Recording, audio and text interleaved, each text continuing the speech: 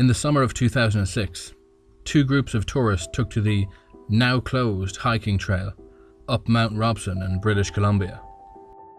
What resulted was one of the strangest cases of missing persons in the province's history. As the son of one of the hikers who went up that day, I've naturally wanted to find out exactly what happened. Long after the investigation closed, I continued to search for answers. This is what I discovered based on eyewitness testimony, police records, and meteorological data. The day started off a little chilly for that time of year, but not chilly enough to be considered dangerous. The tour guides separated the hikers into two groups. Group A, the fast group, and Group B, the leisurely group, which was a diplomatic way of saying they were slow. My mother, an avid hiker, was put into Group A. There was supposedly a running gag between the guides that whoever reached the summit last had to wear these embarrassing neon green socks on their next excursion, but to make things fair, would get to lead the faster group next time. At least, that's how they explained the very unfashionable socks worn by the leader of Group A that day. Both groups were estimated to reach the summit by noon, with Group A scheduled to arrive about an hour ahead of Group B. Each group had 2 walkie-talkies for safety reasons. The hike itself was supposed to be fairly safe, taking the scenic route on multiple occasions to avoid potential danger spots. There was only one way up, and only one way down. Group A quickly took to the trail while Group B lagged behind. They made it about 2/3 of the way up when my mother slipped on a mossy rock and sprained her ankle. One of the guides got on the walkie-talkie and contacted Group B, who was carrying the first aid kit. At that point, Group B was a little under half an hour behind. Not wanting to ruin their reputation of being the fastest, Group A insisted on going on ahead without my mom. They left her by the trail with one of the guides and their extra walkie-talkie, then resumed their hike. The temperature was getting much more comfortable by that point, so the guide and my mom didn't have to take any special measures to stay warm while they waited for Group B to catch up. For the next half hour, everyone stayed in contact using their respective walkie-talkies. Everything seemed fine. Group B eventually caught up to my mom. As they were tending to her ankle, they called ahead to Group A to check on their progress. At that point in time, they had almost reached the summit. Now, once she was patched up, my mom could have chosen to turn around and go back down the mountain with her guide, but she chose to keep going with the slower group. I guess she really wanted to see the summit. This is where things get weird.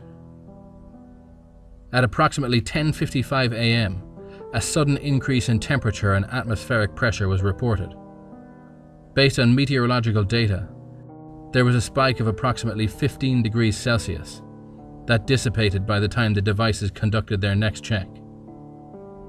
This is just an educated guess, but that means it lasted somewhere between 3 and 5 minutes.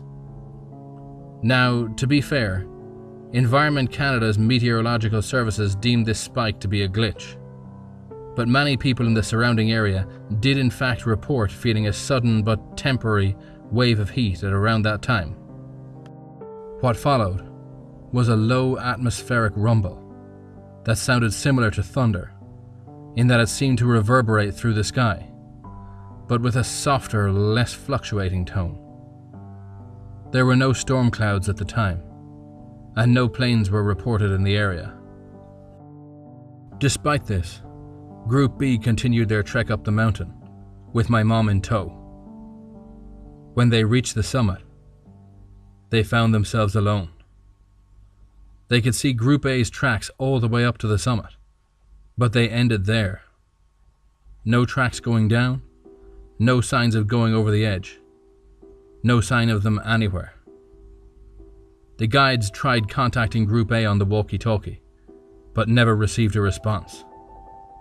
It was assumed their walkie-talkie had run out of batteries, and since my mother and the guide had been left with their only spare, they hadn't been able to reply.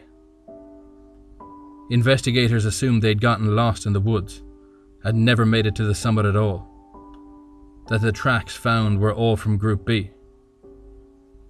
Whatever the case, 15 hikers went missing that day and were never found.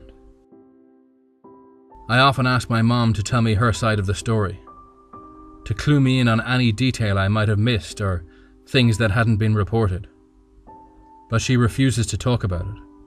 She'll either change the subject or stare off blankly into space until I shut up, which is really abnormal for my mom. There's only one other thing that's ever solicited that kind of response out of her: the feet. In 2007, feet, mostly left feet, started washing up on the shores of British Columbia. No one knows where they're from or who they belong to, but they've been periodically showing up. Severed feet, still wearing their running shoes. Go ahead and look it up if you want to. It's one of those really bizarre, unsolved mysteries you rarely hear about. When my mom hears about them, she goes quiet as the grave. You wouldn't think those feet would be related to this story in any way. Mount Robson is on the east side of British Columbia, far inland, bordering Alberta. You wouldn't think there'd be any connection, but you also wouldn't think that many people wear high-end hiking boots with bright neon green socks, like the one that washed up on the shore last week.